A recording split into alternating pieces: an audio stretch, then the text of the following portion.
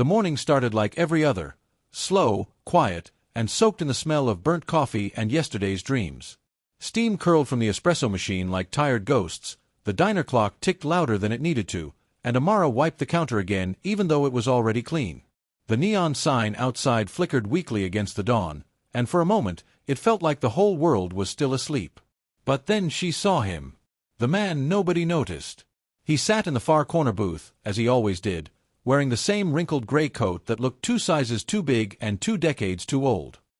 His hand shook slightly when he lifted his spoon, and his eyes, those weary, distant eyes, carried the kind of sadness that can't be put into words. People passed by him without seeing him.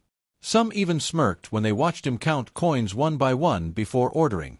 A few laughed under their breath, loud enough for him to hear but soft enough to pretend they didn't mean it. But Amara saw him. She saw the quiet pain he carried like a shadow that never left. She always greeted him the same way. A gentle smile. A steaming cup of black coffee. And a slice of apple pie on the house, no matter what the manager said. He'd always look up, startled by her kindness, and whisper in a cracked voice, "Thank you, child." Then he'd eat slowly, like each bite carried the memory of something he'd lost long ago. Most people thought Amara was naive. Too soft. Too trusting. The other waitresses rolled their eyes when she gave him refills.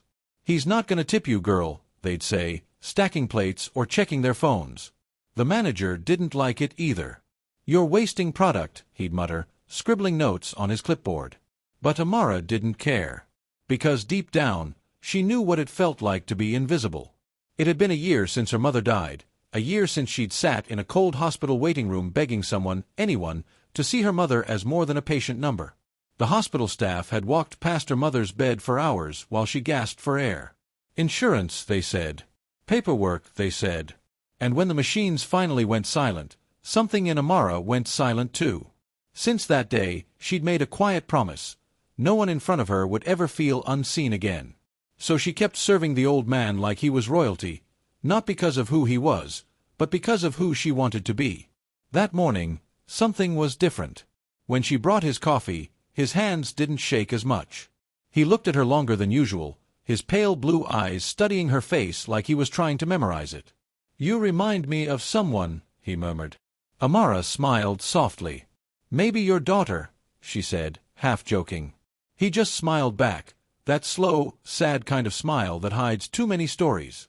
When he finished, Amara helped him put on his coat. The fabric was thin, his shoulders fragile beneath it. "It's getting cold out there," she said, tightening the buttons for him. He opened his mouth like he wanted to say something, but the words never came. Instead, he just nodded, placed a trembling hand on hers, and whispered, "Take care, child." Then he walked out into the morning fog. The next day, the booth was empty. The day after, still empty. The old man never missed a morning, not once in 6 months.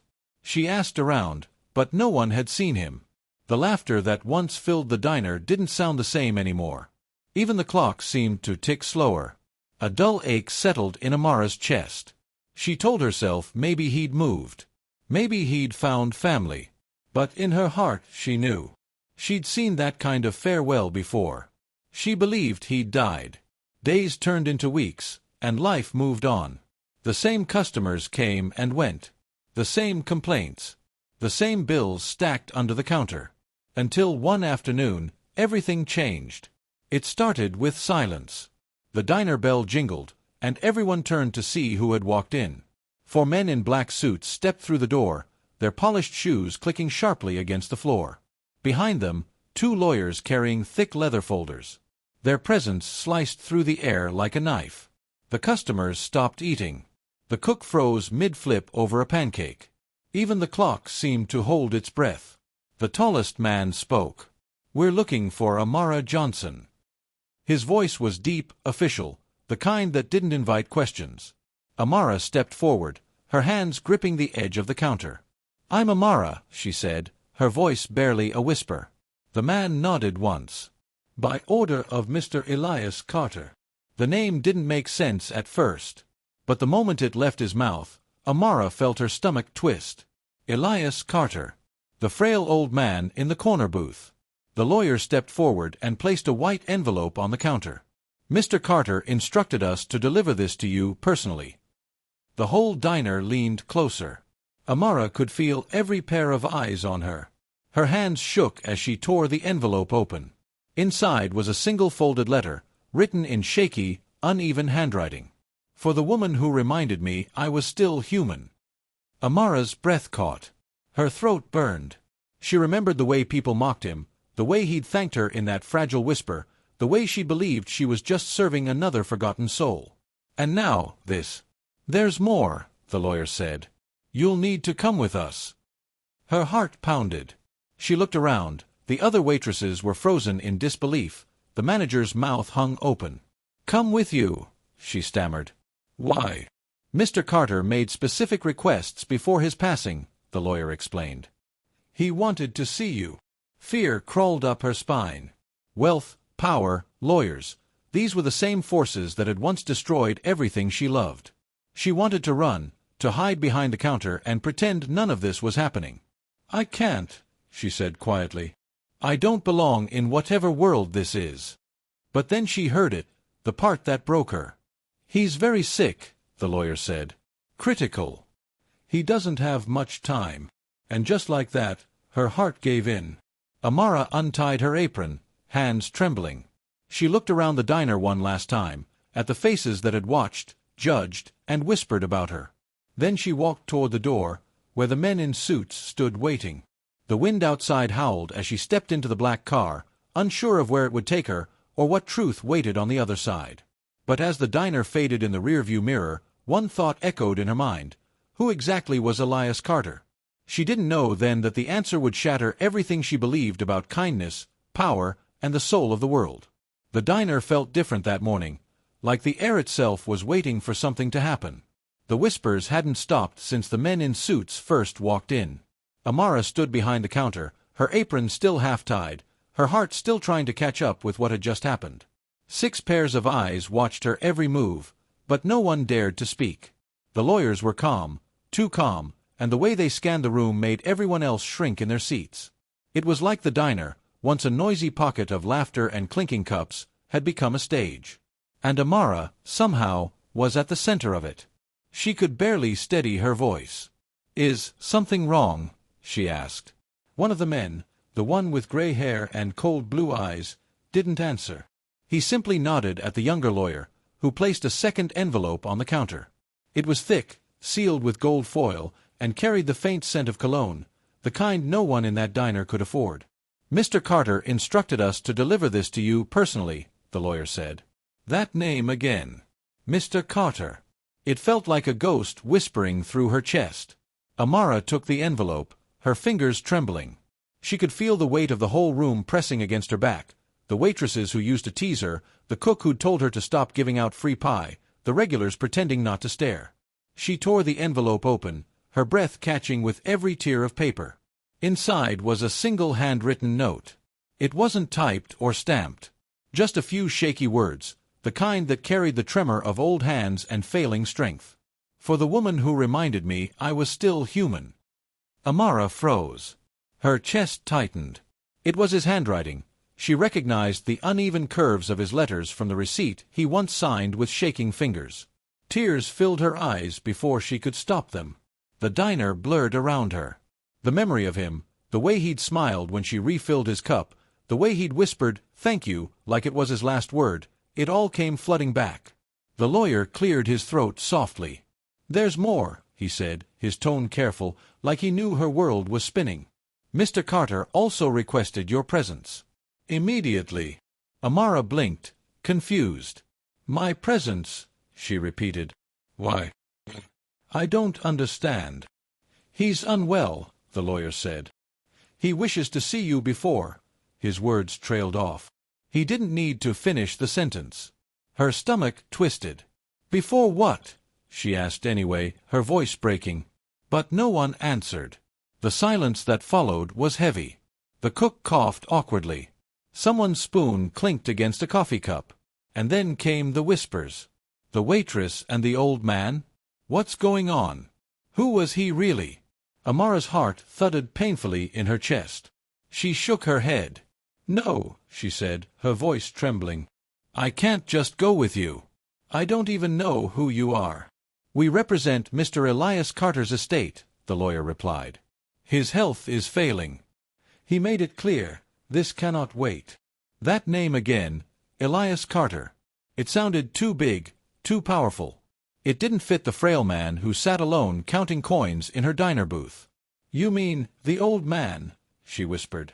"The one who came here every morning?" The lawyer nodded once. "Yes. Mr. Elias Carter." Something about the way he said it, the weight behind the name, made her knees weaken. "I don't understand," she said again. "He didn't seem like—" She couldn't even finish the thought. Rich. Important. Alive. None of it made sense. One of the men in suits stepped closer. "Please, Miss Johnson. This is urgent." Her hands balled into fists. Everything inside her screamed no. She'd spent her whole life distrusting people like this, polished, powerful, carrying words that could crush lives. People who looked like the hospital directors who once turned their backs on her mother's bed.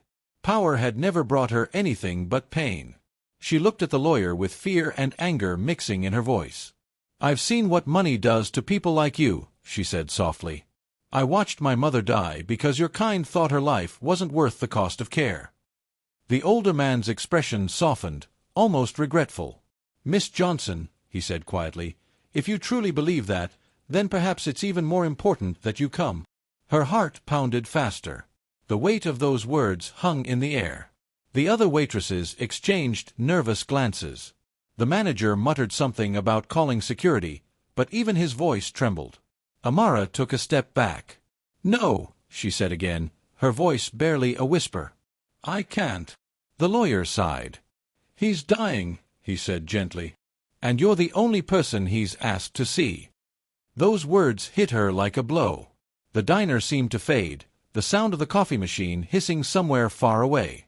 She remembered the way he'd looked at her on his last morning, the hesitation, the sadness, the way he'd seemed to want to speak but couldn't. Maybe that was his goodbye. Maybe this was his way of finishing it. Her throat tightened. "He's dying?" she asked, her voice cracking. "Yes," the lawyer said. "And he doesn't have long." The silence that followed was unbearable. Even the manager didn't move. Amara looked down at the letter again, those trembling words written by a hand she'd once watched shake over a coffee cup. Something deep inside her shifted. Maybe it was guilt. Maybe it was grace. Maybe it was both. She untied her apron slowly, setting it on the counter. "I'll go," she said softly. No one spoke. The men in suits stepped aside to let her pass, and as she walked out, she could feel every pair of eyes follow her, some in shock, some in jealousy, some in quiet awe. The diner door closed behind her with a faint jingle, the kind that usually signaled another order coming in. But this time, it sounded like an ending. Outside, a black car waited at the curb, engine humming softly. The driver opened the door for her without a word. She hesitated for a moment, her reflection flickering in the tinted glass. Her mother's voice echoed faintly in her mind, "Kindness will take you places fear never will." She took a deep breath and stepped inside. The door closed, and the world outside faded to silence. As the car pulled away, the city blurred past her window, streets she knew, faces she'd served, lights she'd seen 1,000 times. But tonight, they felt foreign, unreachable, like she was being carried into someone else's story. In the seat beside her, the lawyer adjusted his tie and spoke softly. "Mr. Carter was very fond of you," he said.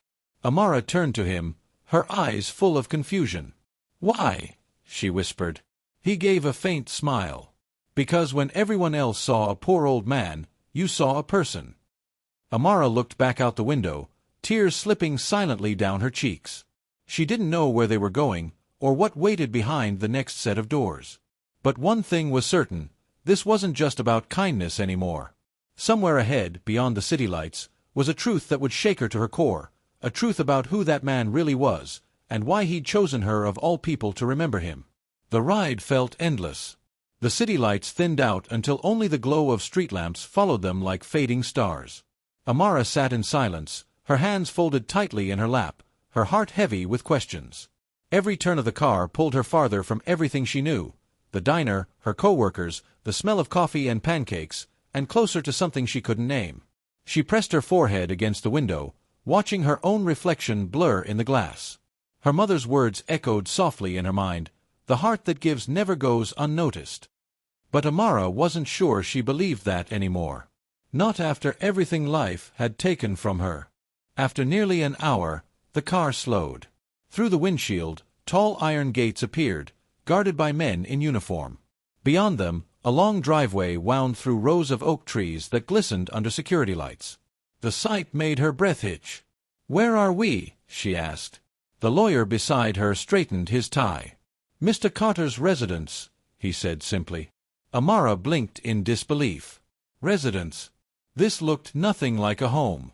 It looked like an empire. The gates opened slowly, the metal creaking like they hadn't been touched in years. The car rolled forward, tires whispering over polished stone. The mansion that emerged at the end of the driveway didn't belong in her world. It was vast and quiet, with marble pillars and windows taller than the diner's walls. The kind of place she'd only seen on television. The kind of place where people like her were invisible unless they were serving drinks.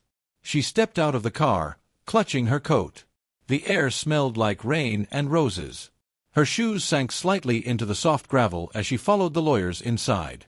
The doors opened on their own, two grand heavy things that swung wide to reveal chandeliers, oil paintings, and silence. Every wall seemed to breathe history. And every portrait that hung there, every one of them, froze her in place. Because she recognized the face. Elias Carter. Younger. Stronger. Standing beside presidents, shaking hands with world leaders, smiling in front of cameras. His name engraved on plaques, awards, hospitals. Her stomach twisted as her eyes landed on a photo that made her heart stop. The logo in the background was the same as the one she'd seen on her mother's hospital bill. Carter Health Systems. The very company that had denied her mother's treatment. The same empire that turned her mother's last days into paperwork and waiting rooms. Her knees went weak. She stumbled back, pressing a hand to the wall for balance. This can't be," she whispered. One of the lawyers glanced at her gently. "You didn't know?" he asked quietly. Amara shook her head, her voice breaking. "He was poor. He could barely afford coffee. He counted pennies every morning." The man nodded slowly. "He was testing something," he said. "He disappeared from public life a year ago. Wanted to see how people would treat him without his money. To see if kindness was still real." Amara's breath came shallow and fast. "And I was the only one." The lawyer's eyes softened. The only one who treated him like a man, not a burden. Tears filled her eyes. Her world tilted. She couldn't process the truth, that the fragile old man who whispered, "Thank you," was the same billionaire whose name had been printed on her mother's death papers. The man whose hospitals had once said, "We're sorry, we can't help without insurance." "Why would he come to me?" she asked, her voice shaking. "After what his company did." "Because guilt," the lawyer said quietly, "can grow heavier than wealth." The words hung in the air. Amara's heart pounded painfully. She felt anger and compassion collide inside her, swirling into something she couldn't name. She wanted to scream, to cry, to walk away. But something deeper, something human, pulled her forward. "Where is he?" she whispered. The lawyer led her down a long hallway, the sound of her footsteps echoing against the marble. They stopped before a set of double doors. The lawyer hesitated, then said softly, "He's been waiting for you." Amara took a deep breath and pushed the doors open. The room inside was dimly lit, filled with the quiet hum of medical machines. A single lamp cast a soft glow over the bed. There he was, Elias Carter. His once proud frame had withered, his skin pale against the white sheets. Tubes ran from his arms, and his breaths came in shallow gasps. But when he saw her, a faint smile crossed his lips. "You came," he whispered, voice thin as paper. Amara stood frozen. The man she'd once served coffee to looked almost unrecognizable. But the eyes, those same gentle, haunted eyes, they were still his. "You're Mr. Carter," she said softly. "You own Carter Health." He nodded weakly. "Owned," he corrected. It owns itself now. She swallowed hard. My mother died in one of your hospitals, she said, her voice trembling. They wouldn't help her because she couldn't pay. A shadow of pain crossed his face. I know, he whispered. That's why I left. I built something meant to heal, but it became something that denied mercy. His eyes glistened. I wanted to see what it felt like to be powerless again, to remember what humanity costs. Amara's throat tightened. She wanted to hate him, to unleash every tear and scream she'd buried since the day her mother died. But as she looked at him, frail, broken, barely breathing, she couldn't. Because behind all the power and regret, he just looked like another human being begging for grace. I failed, Elias whispered, his voice trembling. But you reminded me what grace looks like. Tears welled in her eyes. Why me? She whispered. Because you didn't need a reason to be kind, he said softly. You gave when the world had taken everything from you. His hand reached weakly toward hers, trembling in the air. Amara stepped closer and held it gently. His skin was cold. Everything I built lost its soul, he murmured. But you gave me back mine. For a long moment, there was only silence, the sound of machines, the soft hum of life fading. Then, with great effort, Elias lifted his other hand. Between his fingers was a small brass key tied with a faded red ribbon. Don't open it until I'm gone, he said. Amara shook her head, tears streaming freely now. Please, don't say that.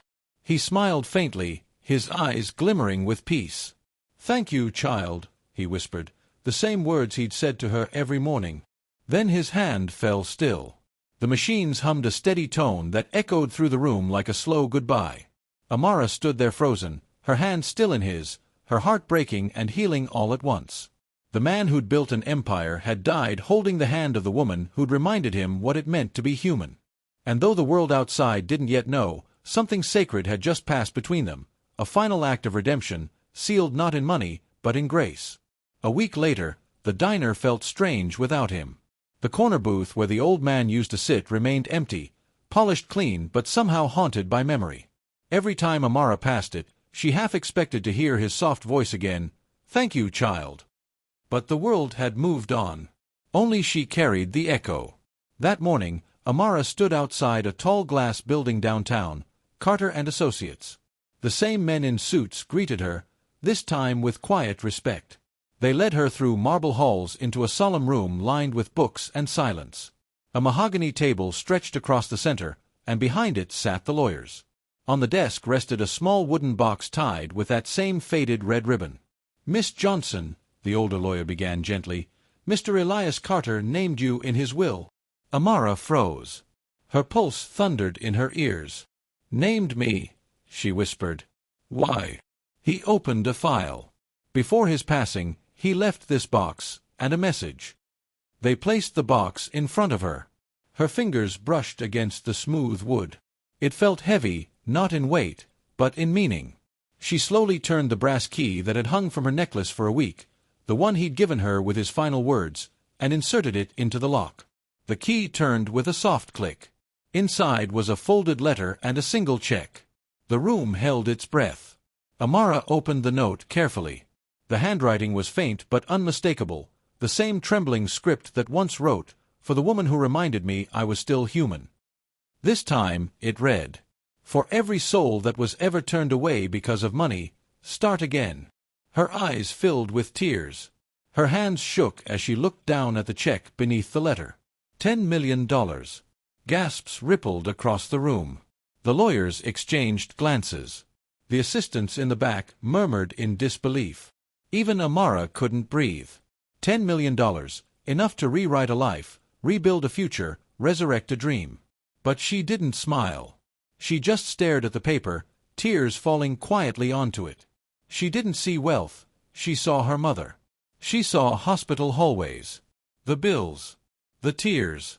The cold hand she held in those final moments. And now, somehow, the man responsible for her pain had given her the power to heal others.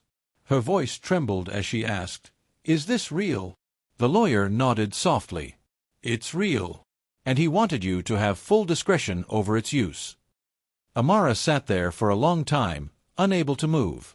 When she finally spoke, her voice carried a calm strength. "Then it won't stay in my hands." In the months that followed, the world learned her name. At first, it was just a whisper, the waitress who inherited millions.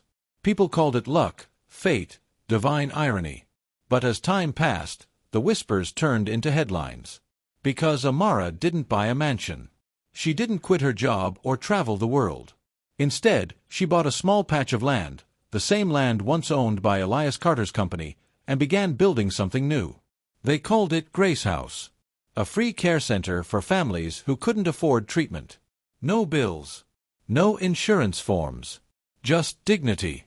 Amara named it after her mother, Grace Johnson, the woman whose memory had fueled her kindness long before the world noticed. Reporters flooded her life. Cameras followed her from dawn to dusk. Everyone wanted to know why she chose compassion over comfort. Her answer was always the same, because that's what he forgot, and what my mother never did. On opening day, hundreds gathered. The building wasn't grand, no marble floors, no golden signs, but it was alive with warmth. Nurses volunteered. Local doctors showed up. Families lined the sidewalks. A banner fluttered in the wind, care without cost, dignity without price. As Amara stood on the small stage, microphones flashing, she looked out at the crowd, at the faces filled with hope, at the children holding their parents' hands. Her voice trembled as she began to speak. "A man once came to me every morning," she said. "He looked like he had nothing. But he gave me a gift that couldn't be measured. He reminded me that every life, no matter how small, deserves to be seen." There was silence, then quiet applause that grew into a roar. Some cried. Others bowed their heads. But Amara didn't stay for the cameras. After the ceremony, she slipped away to the quiet garden behind the building. There, beneath an old oak tree, she placed a small plaque. It read simply, "In memory of Elias Carter, proof that redemption is real." She knelt beside it, tears falling freely, and whispered, "You kept your promise." From that day on, Grace House became more than a place. It became a movement. People from across the country donated, volunteered, shared the story of the waitress and the billionaire. Schools told the story as a lesson in empathy. News anchors called it the miracle of grace. But Amara never sought credit. She never wore fancy clothes or bought designer shoes. Every morning, she still brewed coffee herself, still wiped counters clean, still greeted people with that same smile she gave a lonely old man in a diner corner. And sometimes, when the evening sun poured through the windows, she'd swear she could almost see him sitting there, that gentle, trembling man with kind eyes, nodding in quiet approval. Years later, when a journalist asked her what the greatest lesson was, she smiled softly and said, "Kindness doesn't wait for wealth. Dignity costs nothing, but it can rebuild the world." The story of Amara Johnson and Elias Carter spread across the internet like wildfire. Not because it was about money, but because it reminded millions of something deeper, that humanity isn't measured by what we have, but by how we treat those who have nothing. And somewhere, in the quiet corner of a diner long forgotten, an empty booth stood as a silent witness, proof that one act of compassion can ripple across a lifetime, changing not just one man's heart, but the world's.